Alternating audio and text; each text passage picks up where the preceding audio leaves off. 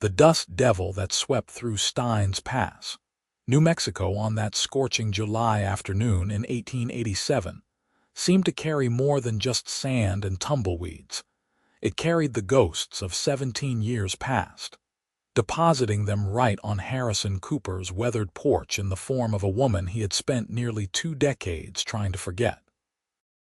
Harrison had been mending a bridle when he first caught sight of her through the shimmering heat waves. At first, he thought the desert sun was playing tricks on his eyes, conjuring mirages from memories he had buried deep.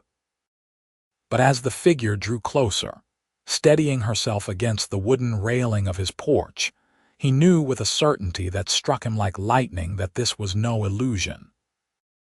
Virginia Oliver stood before him, older and worn by time, but unmistakably the girl the woman he had let slip through his fingers when they were both 18 and stupid with youth.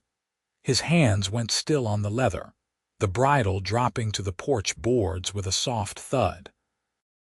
For a long moment, neither of them spoke. The afternoon heat pressed down on them like a heavy blanket, and somewhere in the distance, a hawk cried out as it circled above the desert landscape. "Harrison," she finally said, and her voice was deeper, rougher around the edges, shaped by years he knew nothing about. But underneath it all, he could still hear the girl who had whispered his name in the hayloft of her father's barn, who had traced the planes of his face with trembling fingers and promised him forever. Virginia. Her name felt foreign on his tongue, like a word from a language he had once been fluent in but had forgotten from disuse. He rose slowly from his chair, his boots scraping against the wood. At 35, he was no longer the lanky ranch hand he had been when she knew him. The years had filled him out, carved lines into his face from sun and hardship, threaded silver through his dark hair at the temples. "I did not expect to ever see you again. I did not expect to come back." She swayed slightly, and he noticed for the first time the way she was gripping the railing, the pallor beneath her sun-darkened skin, the way her dress hung loose on a frame that looked like it had recently known hunger. "But I had nowhere else to go." The words hit him harder than any fist ever had. He crossed the distance between them in 3 long strides, catching her elbow as her knees began to buckle. Up close, he could see the exhaustion etched into every line of her face, the desperation in eyes that had once sparkled with mischief and dreams. "When did you last eat?" he asked, already guiding her toward the door. "Yesterday. Maybe the day before. I lost track somewhere between El Paso and here." Her words came out in a breathless rush as he helped her inside, into the modest interior of the ranch house he had built with his own hands over the past decade. It was not much a main room with a stone fireplace, a kitchen area, 2 bedrooms and a loft, but it was his, and it was solid. He settled her into the chair by the fireplace, even though no fire burned in the July heat, and went to fetch water and what food he had readily available. Cold biscuits left from breakfast, some jerky, cheese, and an apple. He watched as she drank the water like a woman dying of thirst, then forced herself to eat slowly, carefully, like someone whose stomach had forgotten what it was to be full. "Thank you," she said after a while, and there were tears tracking through the dust on her cheeks. "I know I have no right to be here, no right to ask anything of you after what I did." Harrison pulled up another chair and sat across from her, his hands clasped between his knees. The late afternoon light slanted through the windows, painting everything in shades of gold and amber. Outside, he could hear his horses moving in the corral, the familiar sounds of his ranch settling into evening routines. "What happened, Virginia? Your father said you married Richard Sutton. Said you moved to San Francisco and were living like a queen." A bitter laugh escaped her lips. "My father said a lot of things, most of them lies." She set down the half-eaten biscuit, her hands trembling. "Richard Sutton was a monster. a charming, wealthy monster who showed my father a bank account and promised to take me away from this God-forsaken desert. My father practically sold me to him, and I was too young and too stupid to see what was happening until it was too late. Harrison felt something cold and hard settle in his chest. Did he hurt you? In every way a man can hurt a woman without killing her outright. Her voice was flat now, matter of fact, but he could hear the pain underneath. For 16 years I survived. I learned to be quiet, to be invisible, to anticipate his moods and try to avoid the worst of his anger. And then 6 months ago, he made a mistake. He picked a fight with the wrong man in a gambling hall, and that man put a bullet through his black heart. The relief that washed through Harrison was immediate and overwhelming, followed quickly by shame for feeling relief at a man's death. But he could not help it. The thought of Virginia suffering for 16 years while he had been here, building his life, nursing his wounds over her departure, it was almost too much to bear. Why did you not write? Why did you not tell me? Because Richard read every letter that came in or out of our house. Because he threatened to kill you if I ever tried to contact you. Because I was ashamed. She finally met his eyes, and he saw in them a depth of sorrow that made his heart ache. I let my father convince me that you would never be able to give me the life I deserved. That love was not enough to survive on, that I needed security and comfort more than I needed happiness. And by the time I realized what a terrible mistake I had made, it was too late. I was trapped. Harrison reached across the space between them and took her hand. It was rough and calloused, the hand of a woman who had known hard work despite her supposed wealthy marriage. You are here now. That is what matters. I have nothing, Harrison. Richard left debts. The creditors took everything. I sold what little I had just to buy passage back to New Mexico. I walked the last 20 miles from the train station because I could not afford the stage coach. Her fingers tightened around his. I am so tired. I am so tired of being afraid and alone and desperate. And I know it is selfish. I know I have no right after what I did to you, but you were the only person I could think of who might. You can stay, he said, cutting off her desperate spiral. As long as you need. I have the space, and I can always use help around the ranch if you are willing to work. I will work, she said quickly. I will earn my keep. I will not be a burden to you. You could never be a burden, Jenny. The old nickname slipped out before he could stop it, and he saw the way it hit her, a physical thing that made her eyes well up with fresh tears. No one had called her Jenny in 17 years. I do not deserve your kindness, she whispered. Maybe not. But you are going to get it anyway. He stood, releasing her hand with reluctance. You look dead on your feet. The bedroom to the left is yours. There are clean blankets in the chest at the foot of the bed. Rest. We can figure everything else out tomorrow, she nodded, rising on unsteady legs. But before she moved toward the bedroom, she turned back to him, her expression raw and open in a way he remembered from their youth. I thought about you every single day, Harrison. Every single day for 17 years. And I am so sorry for the choice I made. I am so sorry for not being brave enough to choose love over fear. He did not trust himself to respond, so he just nodded. She disappeared into the bedroom, and he heard the sound of the door closing softly behind her. Only then did he allow himself to release the breath he had been holding, to lean against the wall and press his palms against his eyes. Virginia Oliver was back in his life. The woman he had loved with the fierce, consuming passion of youth. The woman whose departure had nearly broken him. The woman he had spent 17 years trying to forget and never quite succeeding. And now she was sleeping in his spare bedroom, broken and desperate and more beautiful to him than she had any right to be. He had no idea what he was going to do.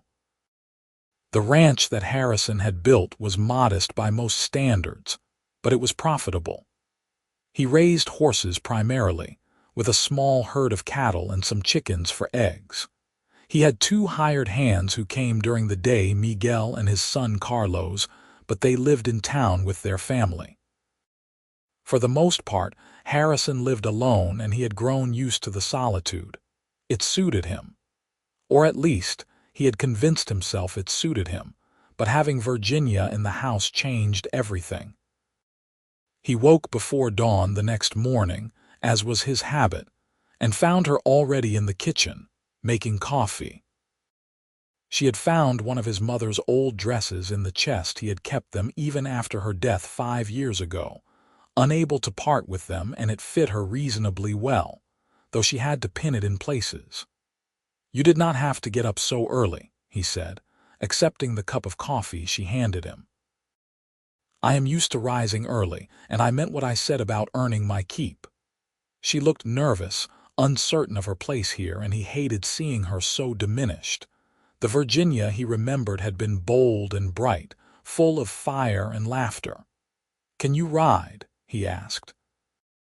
"I have not been on a horse in years, but I used to be decent at it." "Good. I need to check the fence line on the north pasture today. You can come with me, help me make repairs where needed." He paused, studying her over the rim of his coffee cup. "If you are up to it." "I am up to it," she said firmly, and he saw a flash of the old Virginia in her eyes, stubborn and determined. They rode out after breakfast, and Harrison tried not to notice the way she looked on horseback, the way she moved with the animal despite her claim of being out of practice. She had always been a natural rider, fearless and graceful. Some things, it seemed, stayed in the bones even after years of disuse. The day was already hot by the time they reached the north pasture, the sun beating down mercilessly on the parched landscape. Stein's Pass sat in the southwestern corner of New Mexico, near the Arizona border, and it was harsh country, beautiful in its own stark way, but unforgiving to those who did not respect it. They worked in companionable silence for the most part, repairing sections of fence where the wire had come loose or the posts had rotted. Harrison found himself hyper-aware of her presence, of the sound of her breathing, the way she wiped sweat from her brow with the back of her hand, the quiet competence with which she approached each task. "You have built a good life here," she said as they stopped to rest in the meager shade of a scraggly cottonwood. "Your ranch, I mean, it is impressive. It is small compared to some of the spreads around here, but it is mine, free and clear. No debts, no one to answer to." He took a drink from his canteen and passed it to her.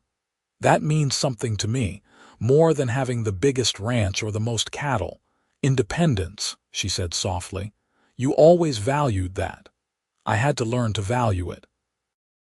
After you left, after my father died and I inherited this piece of land, I realized that the only person I could truly count on was myself." He had not meant for the words to come out so bitter, but there they were, hanging in the air between them. Virginia flinched. "Harrison, I am sorry." That was not fair. He took the canteen back, avoiding her eyes. "The past is the past." "Is it, though?" She moved closer, and he could smell the scent of her sweat and dust and something uniquely Virginia. "Because I do not think either of us can truly move forward until we talk about what happened, until I explain myself properly."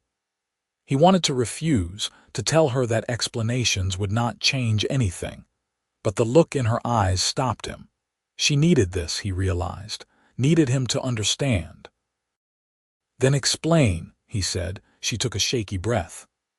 "My mother died when I was 12. You remember that?" He nodded. Mary Oliver had been a gentlewoman, completely overshadowed by her blustering, ambitious husband. After she died, my father changed. Or maybe he was always that way, and she had just been a buffer between us. He became obsessed with status, with wealth, with making something of himself in a town that saw him as just another struggling rancher. She wrapped her arms around herself despite the heat. When Richard Sutton came to town, this wealthy businessman from San Francisco looking to invest in cattle, my father saw an opportunity. Richard was 15 years older than me, established, wealthy. My father invited him to dinner, paraded me in front of him like a prize mare. Harrison felt his jaw clench, but he said nothing. Richard was charming. He said all the right things, brought me flowers, told me I was beautiful, and I was flattered. I was 18 and stupid, and I liked the attention. But I loved you, Harrison. I truly did. Her voice broke on the words. But my father, he told me that you would never amount to anything, that you would struggle your whole life and drag me down with you. That loving you was a childish fantasy, but Richard could give me a real future. He told me this every day, every hour, until I started to believe him. And when Richard asked me to marry him, my father accepted on my behalf before I could even answer. You could have said no. You could have run away with me. I asked you to. The old hurt welled up, and he could not keep it out of his voice. I know, and I wanted to. God, Harrison, I wanted to so badly, but I was terrified. My father said he would disown me, that I would be dead to him, and I had no money of my own, no skills, no way to support myself. I was a coward. Tears were streaming down her face now. I chose security over love, and I have paid for that choice every day since. Harrison stood abruptly, pacing away from her, his hands clenched into fists. He wanted to hold onto his anger, to nurture the hurt that had sustained him through the years. But looking at her now, broken and weeping in the harsh desert sun, he found he could not. Did your father know? What Richard was doing to you, I do not know. I never went back to find out. After the wedding, Richard took me to San Francisco, and I never saw my father again. He died 8 years ago or so, I heard through a letter from a lawyer settling his estate. There was nothing left for me. He had died in debt, just like Richard. Harrison returned to her side, sinking down onto the hard ground beside her. I am sorry you went through that. I am sorry that your father failed you so completely. And I am sorry that I was not in a position to offer you the security you needed back then. Maybe if I had been, you would have felt like you had a real choice. Do not do that. Do not take responsibility for my father's manipulation or my own cowardice. She turned to face him fully, and despite the tears, there was a fierce strength in her eyes. I made my choice, and it was the wrong one. I have had 16 years to regret it. But I am not that frightened girl anymore, Harrison. Richard may have broken a lot of things in me, but he did not break my spirit entirely, and I am done letting fear dictate my life. He reached out and wiped a tear from her cheek with his thumb, the gesture gentle and instinctive. Then what do you want, Jenny? What are you here for, really? Honestly, I do not know yet. When I got on that train, I just knew I needed to come back here. I needed to see you again. I needed to know if she stopped biting her lip. If what? If there was any chance you could forgive me. If there was any chance that what we had was not completely destroyed by my mistakes. Her hand came up to cover his, pressing it against her cheek. I do not expect you to love me again. I do not expect anything from you, truly. But I needed to try to make amends. I needed you to know that leaving you was the biggest regret of my life. They sat there in the shade of the cottonwood, hands touching, years of hurt and longing stretching between them.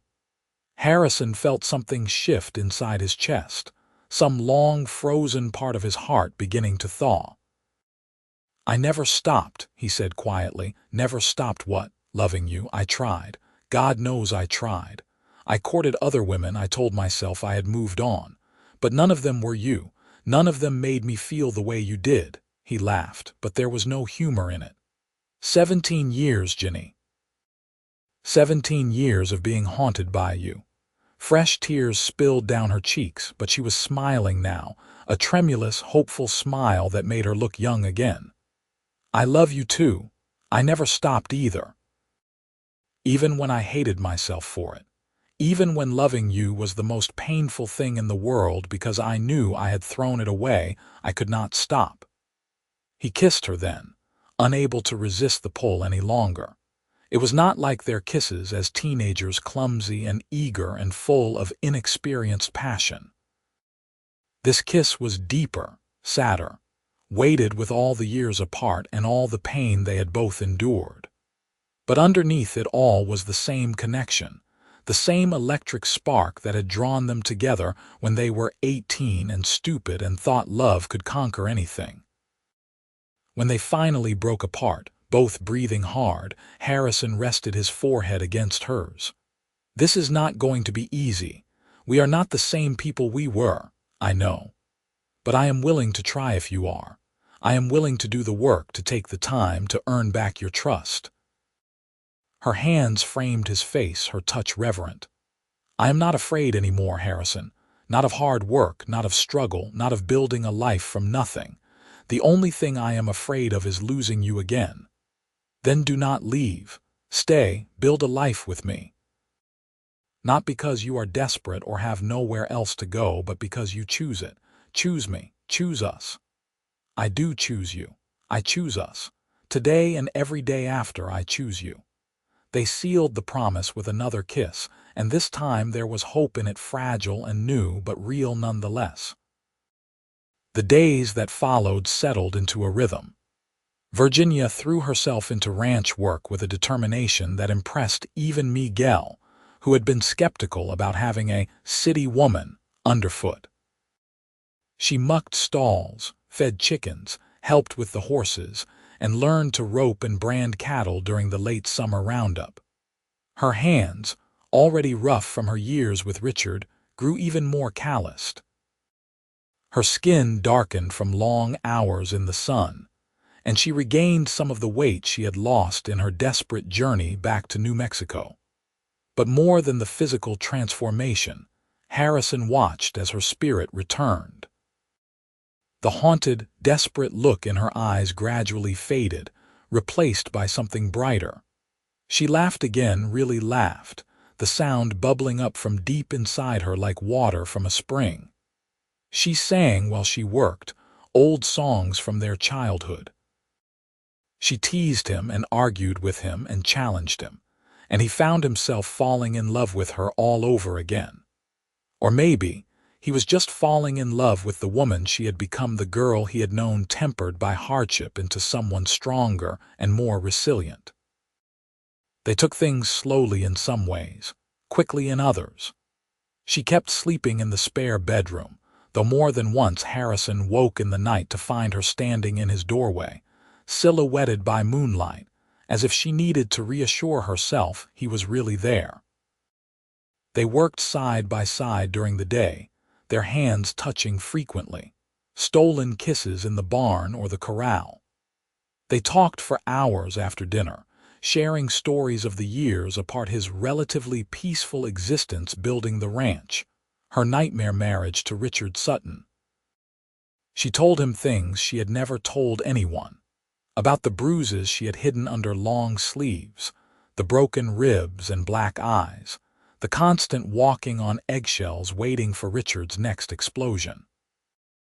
About the 3 pregnancies that had ended in miscarriage, each one met by Richard's anger at her failure to give him an heir. About the crushing loneliness of being surrounded by servants and wealth, but having no one who truly cared if she lived or died. Harrison held her through the telling of it, rage and sorrow warring in his chest. He wished Richard Sutton were still alive so he could kill the man himself. But mostly, he just held Virginia and marveled at her strength, that she had survived such treatment and still had the courage to seek out love again. "I used to think about killing him," she admitted one night as they sat on the porch watching the sun set over the desert. "I would lie awake at night and plan it, poison in his whiskey, a knife while he slept, pushing him down the stairs, but I was too afraid I would be caught and hanged, afraid that even in death he would somehow still have power over me. I am glad you did not."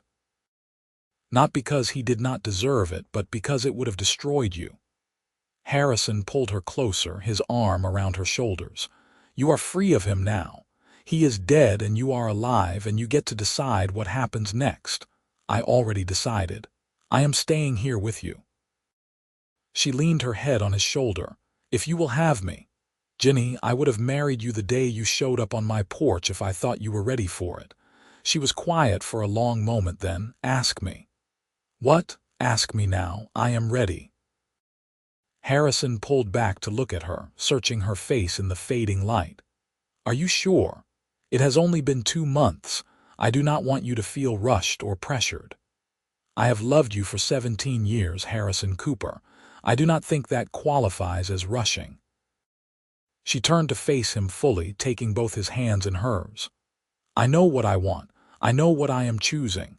And I am choosing you, choosing this life with full knowledge and full consent. So ask me. His heart was hammering in his chest, but he did not hesitate. He slid off the chair and onto one knee on the porch, still holding her hands. Virginia Oliver, will you marry me? Will you build a life with me here in this harsh, beautiful desert? Will you be my wife, my partner, my love for whatever time we have left on this earth? Yes.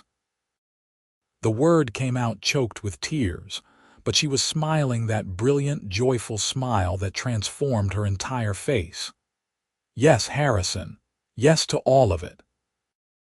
He surged up and kissed her, and this kiss was different from all the others. It was a promise and a beginning, the final closing of the gap between their past and their future. They were married 2 weeks later in the small church in Steins Pass, with Miguel and his family as witnesses. Virginia wore a simple blue dress that she had sewn herself from fabric Harrison bought at the general store, and Harrison wore his Sunday best. The ceremony was short and sweet, the preacher's words about love and commitment echoing in the small space. When the preacher pronounced them husband and wife, and told Harrison he could kiss his bride, Harrison cupped Virginia's face in his hands and kissed her with all the love and longing and hope he had been carrying for 17 years. And when they broke apart, both of them were crying, but they were happy tears, the kind that came from finally being where you were meant to be. The wedding night was tender and gentle, and nothing like Virginia's wedding night with Richard had been. Harrison took his time, worshipping her body with his hands and mouth, erasing the memory of Richard's rough, selfish taking. He was patient with her initial fear, the way she tensed and pulled back at certain touches. He let her set the pace, let her take control when she needed it, and held her close when she wept from the overwhelming emotion of being touched with love instead of violence. I am sorry, she whispered at one point, when her tears had interrupted them for the 3rd time. Do not apologize. We have all the time in the world. He kissed her forehead, her cheeks, the tip of her nose. There is no rush. We will take this at whatever pace you need.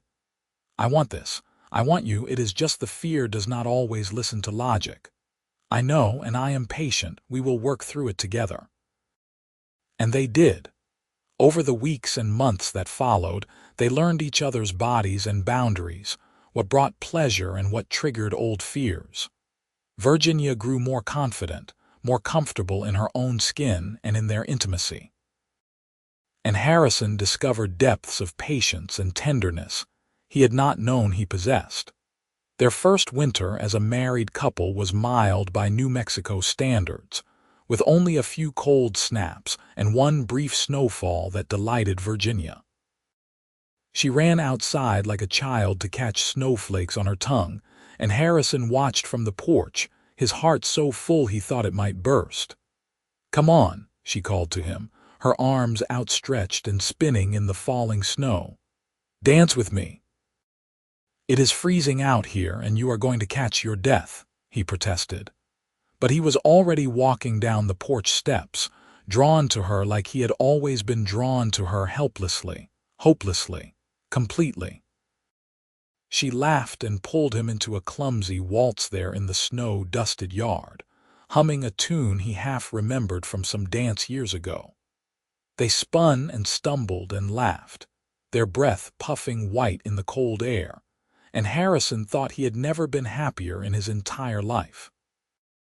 Inside, they stripped off their wet clothes and made love in front of the fireplace, the flames casting dancing shadows on their intertwined bodies, and later, wrapped in blankets and each other, Virginia whispered, "I think I might be pregnant." Harrison went very still. "Are you sure?" "No. It is too early to be sure, but I think so." She bit her lip, anxiety creeping into her expression. "Are you happy about it? I know we have not talked much about children." "I am terrified," he admitted. "But yes, I am happy. Are you? After what happened before with Richard, that was different. Those pregnancies failed because I was constantly stressed and afraid, because Richard would hit me and I could not eat properly because I was always sick with anxiety."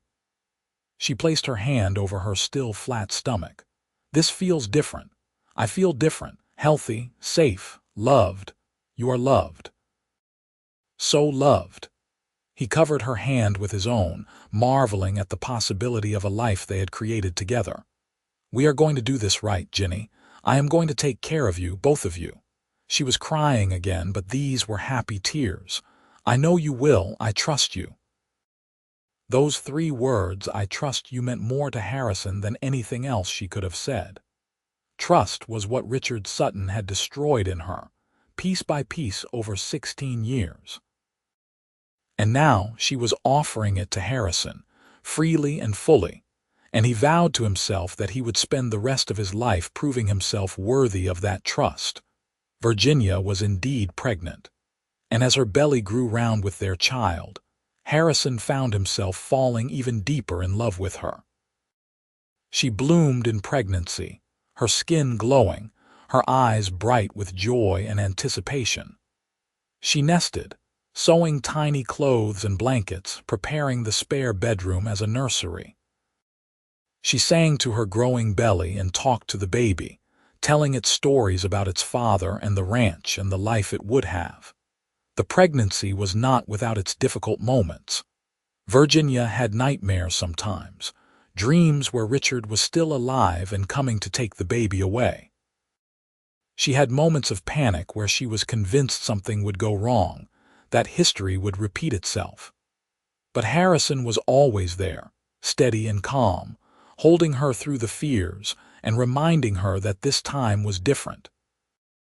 He brought in a midwife from town when Virginia's time drew near, a capable woman named Mrs. Chen, who had delivered half the babies in Stein's Pass. And on a warm spring evening in 1888, as the desert was just beginning to cool from the day's heat, Virginia went into labor. It was long and difficult, as first labors often were. Harrison paced the main room, listening to Virginia's cries from the bedroom and feeling more helpless than he had ever felt in his life. Miguel had come to help with the evening chores and ended up staying, sitting with Harrison and offering quiet support. "She is strong," Miguel said when Harrison's anxiety peaked. "She will be fine. The baby will be fine." "How do you know?" "Because I have seen her haul water and mend fences and break horses. A woman that's strong does not let anything defeat her, not even childbirth." Miguel was right. Just after midnight, a baby's cry split the air, and Mrs. Chen emerged from the bedroom with a tired but triumphant smile. "You have a son, Mr. Cooper, and your wife is asking for you." Harrison did not remember crossing the room, but suddenly he was at Virginia's bedside, and she was holding a small, red-faced bundle wrapped in one of her hand-sewn blankets. She looked exhausted, her hair plastered to her face with sweat, but she had never been more beautiful. "Harrison, meet your son," she said, her voice hoarse but filled with wonder. He took the baby with trembling hands, staring down at the tiny face, the miniature fingers that curled reflexively around his thumb. "He is perfect. You are perfect. I love you so much." "I love you too." She was crying again, happy tears that seemed to be her natural state these days. We did it. We made a person. They named the baby Henry James Cooper, after Harrison's father and Virginia's grandfather. Little Henry was a good baby, healthy and strong lunged, and he wrapped both his parents around his tiny finger from the moment he was born. The next few years passed in a blur of sleepless nights and first steps and first words. The ranch continued to prosper, allowing Harrison to hire more help and build an addition onto the house. Virginia proved to be a natural mother, patient and loving even when Henry was at his most trying.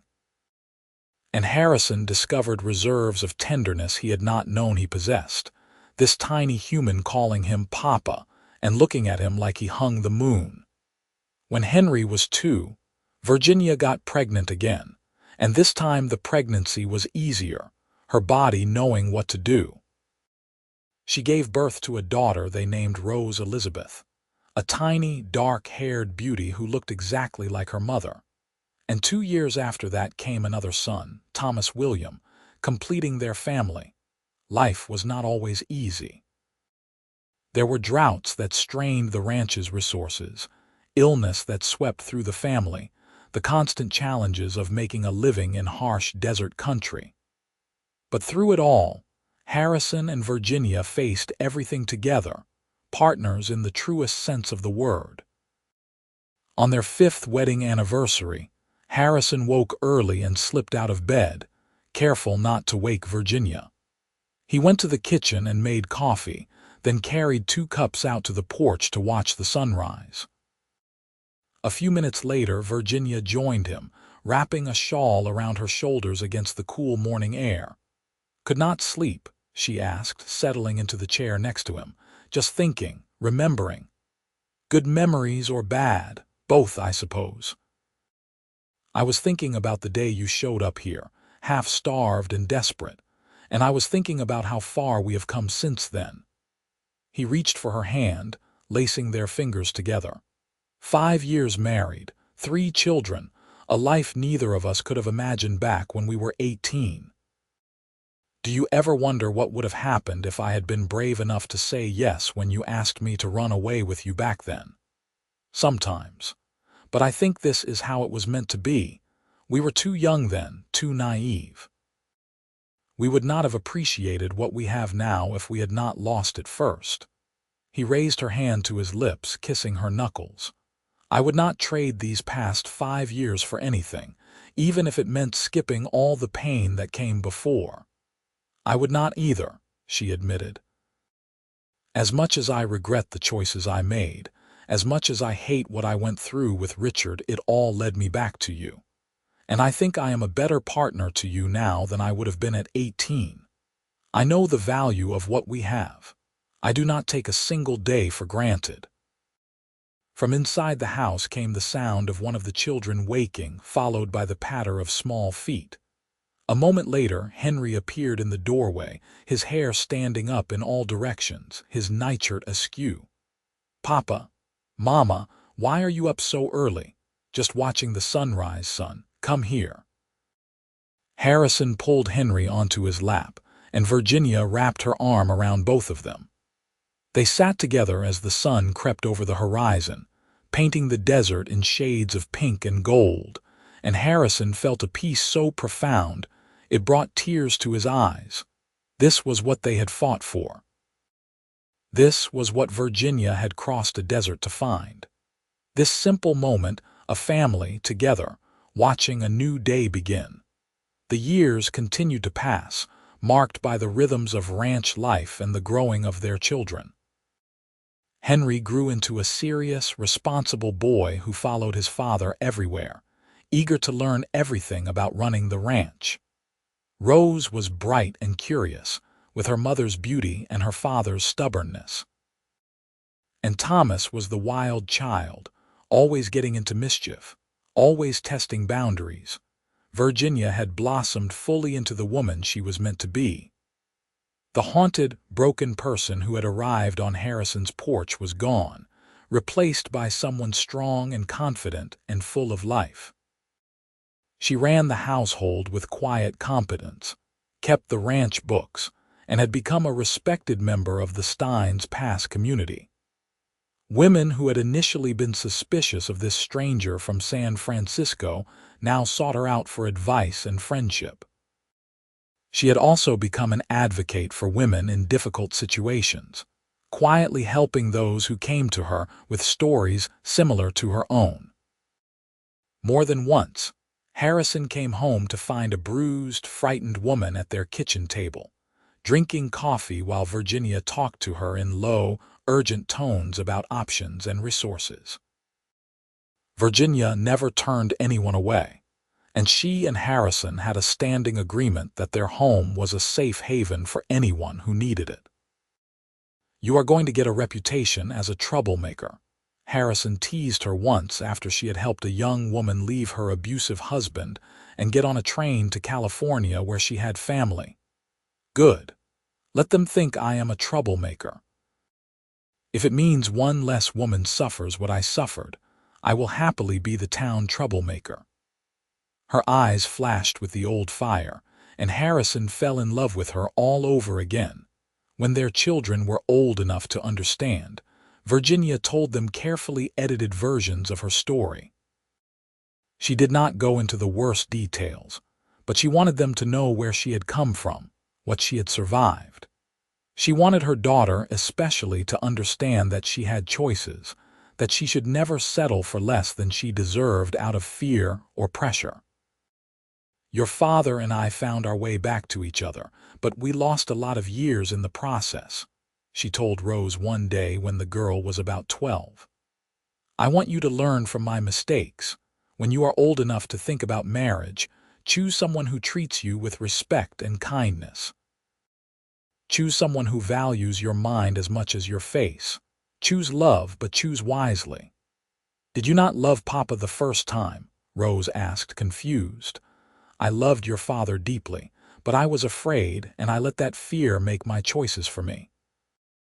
I let my father and Richard Sutton tell me what I should want instead of listening to my own heart." Virginia tucked a strand of hair behind Rose's ear. "Do not make the same mistake. Your life is yours to live. Make sure you are the one living it." Harrison, listening from the doorway, felt his throat tighten with emotion. He had not known the depth of Virginia's commitment to making sure their children, especially their daughter, had the tools and confidence to make better choices than she had. But he should have known. Everything Virginia did, she did with fierce intention and love. The years rolled on. Henry turned 16 and started courting the daughter of a neighboring rancher, a sweet girl named Alice, who Virginia approved of wholeheartedly. Rose developed a passion for books and learning and talked about becoming a teacher. Thomas, at 12, was still figuring out who he wanted to be, but he had inherited his mother's way with horses and could gentle even the most stubborn animal. Harrison and Virginia grew older together, silver threading through their hair, lines deepening on their faces. But their love only grew stronger, deepened by years of partnership and shared joy and weathered hardships. They still stole kisses in the barn, still held hands while watching sunsets, still made love with the passion of newlyweds even after all the years. On the evening of their 10th anniversary, Harrison surprised Virginia by taking her on a picnic to the place where they had first kissed as teenagers, a small canyon about an hour's ride from the ranch, with a spring-fed pool and cottonwood trees that provided shade. "I cannot believe you remembered this place," Virginia said, laughing as they spread out a blanket near the water. "I have not been here in over 25 years. I used to come here sometimes after you left. It made me feel close to you." Harrison unpacked the food he had prepared: cold chicken, fresh bread, cheese, and a bottle of wine he had been saving for a special occasion. "I would sit right here and remember the way you looked that day, with the sun in your hair and your dress all wet because you fell in the pool." "I did not fall, you pushed me." "I absolutely did not. You were showing off trying to jump from rock to rock and you slipped. You are remembering it wrong. You definitely pushed me." But she was smiling, her eyes soft with memory. "And then you jumped in after me even though the water was freezing, and we kissed for the first time. Best day of my life. Up until then anyway." Harrison poured wine into 2 tin cups and handed one to her. "I've had a lot of better days since. The day you came back. The day we got married. The day each of our children was born. Every single day I wake up next to you. You are a romantic, Harrison Cooper. Who would have thought? Only for you, Jenny. Only ever for you." They toasted to 10 years of marriage, to the life they had built, to the years still ahead. As the sun set and painted the canyon walls in shades of orange and red, they lay on the blanket and talked about their dreams for the future. Henry would likely take over the ranch someday. Rose wanted to go to teacher's college in Santa Fe. Thomas was still young enough that his future was wide open. "What about us?" Virginia asked. "What do we do when the children are grown and gone?" "We keep doing what we are doing, running the ranch, sitting on the porch together, growing old side by side." Harrison rolled onto his side to look at her. "Maybe we travel a bit. You always wanted to see the ocean." "I did see the ocean. In San Francisco, remember?" "That does not count. You were with Richard then. I want to take you to the ocean and watch you experience it with joy instead of fear. I want to give you all the things you should have had the first time." She kissed him then, long and slow and sweet. "You already have given me everything I could ever want. This life, these children, this love, it is more than I ever dreamed possible when I was standing on your porch 7 years ago, terrified you would turn me away. I could never have turned you away. Even if I had wanted to, which I did not, I could never have turned you away. You are my heart, Virginia. You always have been." They made love there in the canyon as the stars came out above them, their bodies still fitting together perfectly after all these years. And afterward, wrapped in each other and the blanket, they fell asleep to the sound of the wind through the cottonwoods and the gentle splash of the spring. They rode home in the moonlight, their horses moving at an easy pace, their hands occasionally reaching across the space between them to touch, to reconnect. At the ranch, they found that Miguel's wife Rosa had watched the children and gotten them all to bed without incident. "You have good kids," Rosa told them as she prepared to leave. Henry read stories to the little ones. Everything was peaceful. After Rosa left, Harrison and Virginia checked on their sleeping children, Henry in the loft, Rose and Thomas in the room that had once been Virginia's. They stood together in the doorway of each room, watching their children sleep, marveling at the miracle of these 3 lives they had created. "We did good," Virginia whispered. "We did better than good. We did great." As their children grew into young adults, the ranch continued to expand and prosper. Harrison had built something substantial, something that would provide for his family for generations to come. He had proven wrong every person who had told 18-year-old Virginia that he would never amount to anything. But more important than the financial success or the size of the ranch was the love that filled every corner of their home. It was in the way Henry looked out for his younger siblings, in the way Rose sang while helping her mother with chores, in the way Thomas brought his parents wildflowers he had picked on his wanderings, in the way Harrison and Virginia still looked at each other like love-struck teenagers, even after years of marriage. People in town talked about the Coopers sometimes, about the obvious affection between husband and wife, the way they still held hands in public, the way Harrison looked at Virginia like she was the most precious thing in the world. "It is not natural," some of the older women sniffed. "All that passion. It is unseemly for people their age." But most people just smiled and felt a little wistful, wishing their own marriages had half the love and partnership that Harrison and Virginia clearly shared. One day, When Virginia was 47 and Harrison was 48, they received a letter that neither of them expected. It was from a lawyer in San Francisco, informing Virginia that Richard Sutton's estate had finally been settled.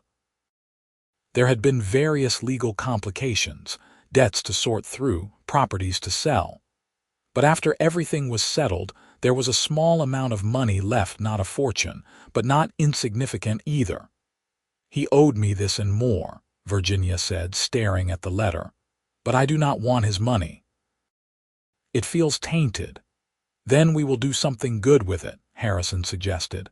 "Use it to help other women in situations like yours. Start a fund or a shelter or something.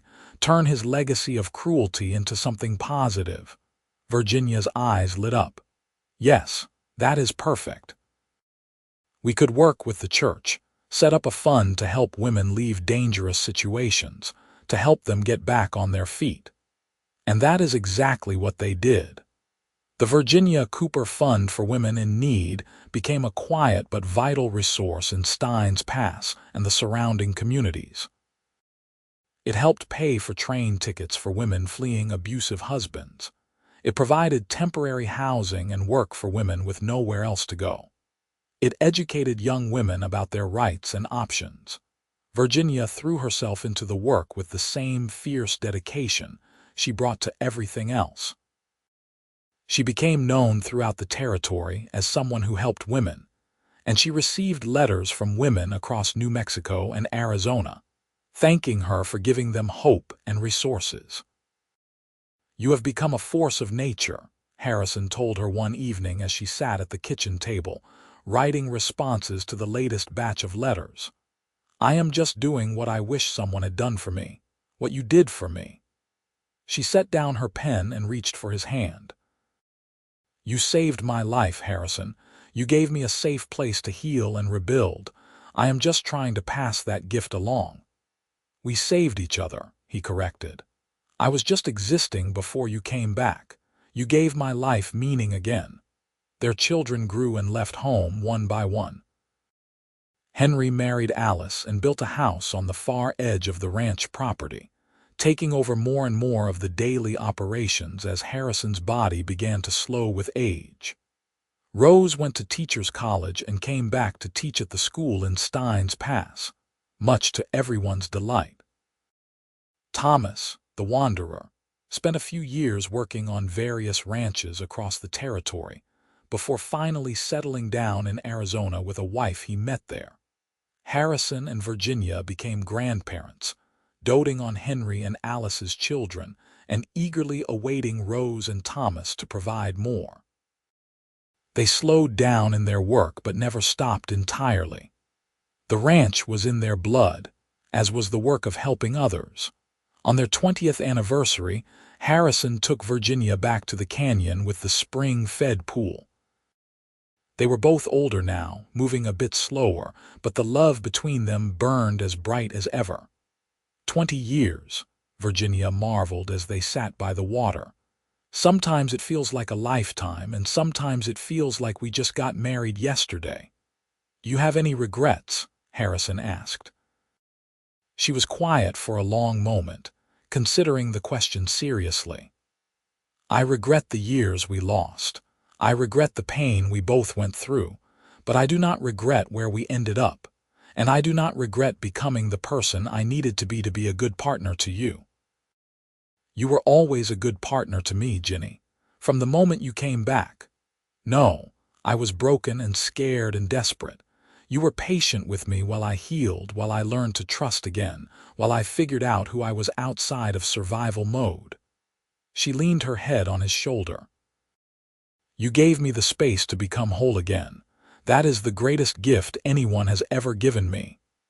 They sat in comfortable silence, watching the play of light on the water, listening to the wind in the trees. After a while, Harrison spoke again. "If you could go back and talk to that 18-year-old girl, the one standing at the crossroads deciding between me and Richard Sutton, what would you tell her?" Virginia thought about it. "I would tell her that fear is a terrible basis for making life decisions." I would tell her that security without love is just a pretty prison. I would tell her to trust her heart, even when it feels like the risky choice. She lifted her head to look at him. But mostly, I would tell her that no matter what choice she makes, no matter how long the journey, if it is meant to be, she will find her way home, just like I found my way back to you. Harrison kissed her, tasting salt from tears he had not realized were falling. You are my home, Virginia Cooper. You always have been and you always will be. As the sun set on their 20th anniversary, they held each other close and counted their blessings. 3 children, all healthy and happy. Several grandchildren with more surely to come. A ranch that had prospered beyond their wildest dreams. A love that had endured despite all the obstacles thrown in its path. They had lost years, yes, but they had made the most of the years they had been given. And they had learned that love, real love, was worth fighting for, worth waiting for, worth any price. The years continued to pass. Harrison and Virginia grew old together, their hair turning white, their bodies moving slower but their hearts still beating in sync. They watched their grandchildren grow, celebrated more anniversaries, faced the inevitable challenges that came with aging. Harrison's father had died at 62, and as Harrison approached that age, Virginia fretted. You are not going anywhere, she told him firmly when he tried to talk about what she should do if he passed first. We made a deal. We grow old together, both of us. Ginny, we cannot control these things. Watch me. I did not cross a desert and build a life with you just to lose you now. You are going to live to be 100, and that is final. He laughed and pulled her close. Yes, madam, whatever you say. Harrison did live past 62 and past 70, and Virginia right alongside him. They were blessed with relatively good health and sharp minds, even as their bodies slowed. They spent their later years mostly on the porch of the ranch house they had built together, watching the desert they loved, holding hands and telling stories to their grandchildren and great-grandchildren. Tell us again how Grandma came back, the children would beg, and Harrison and Virginia would share the story carefully edited for young ears, but still capturing the essence of their journey. About young love and mistakes and hard years apart. About courage and forgiveness and second chances. The moral of the story, Virginia would always finish, is that it is never too late to choose love, never too late to be brave, never too late to come home. On their 40th anniversary, Harrison and Virginia renewed their vows in the same small church where they had been married. Their children and grandchildren filled the pews, and there was not a dry eye in the house as the elderly couple spoke their promises to each other again. 40 years ago, I stood on your porch with nothing but desperation and hope, Virginia said, her voice wavering with age but strong with emotion. You gave me everything: a home, a family, a love beyond measure. You gave me myself back. And I promise to love you with everything I am for whatever time we have left. 40 years ago you came back to me, Harrison responded, and every day since then has been a gift. You are my heart, my home, my everything, and I promise to love you until my last breath and beyond. They were 78 and 79 years old respectively, and they had built a life together that was rich beyond measure. Not in material wealth, though the ranch had provided well for them, but in love and family and meaning. As they left the church that day, walking slowly but together, their family surrounding them with love and laughter, Virginia leaned over and whispered to Harrison, "We did it. We made it to happily ever after." "We did," he agreed, "and it was worth every moment of the wait." They lived several more years, growing even older, their love story becoming legend in Stein's Pass. The couple who had lost each other and found their way back.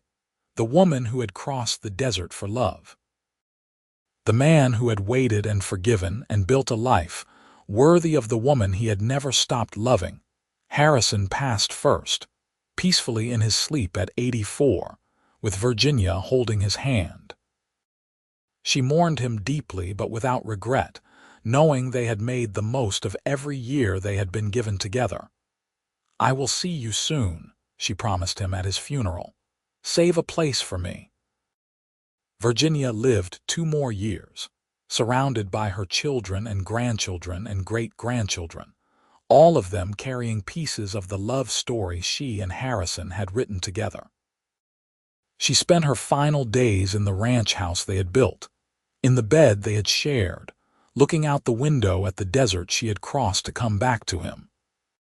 When she passed, quietly on a warm spring evening much like the one when their son Henry had been born, her last words were, "Harrison, I am coming home." The ranch passed to Henry and his children, who worked it with the same love and care that Harrison had. The Virginia Cooper Fund for Women in Need continued to operate, helping women for generations to come. And the story of Harrison and Virginia became one that parents told their children, a reminder that true love could endure anything: separation, hardship, mistakes, even death. Because what they had built together, the life, the love, the family, the legacy that would live on long after both of them were gone. They had proven that it was never too late for a second chance, never too late to choose courage over fear, never too late to come home.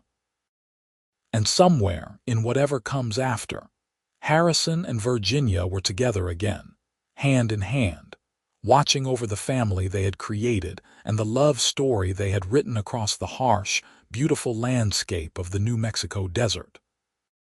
A love story that had started when they were 18 and stupid with youth, had been interrupted by 17 years of pain and separation, but had ultimately triumphed when Virginia stood on Harrison's porch at 35 and chose love over fear, courage over desperation, and home over everything else. Their love had been tested by time and hardship, but it had emerged stronger, deeper, and more beautiful than either of them could have imagined. And in the end, that was all that mattered: not the years they had lost, but the years they had claimed, the life they had built, the love that had sustained them through everything. It was a love story for the ages, born in the Wild West, tempered by hardship, and ultimately triumphant in its enduring power. The story of Harrison Cooper and Virginia Oliver, the cowboy and the woman who came back, who proved that love really could conquer all if you were brave enough to fight for it.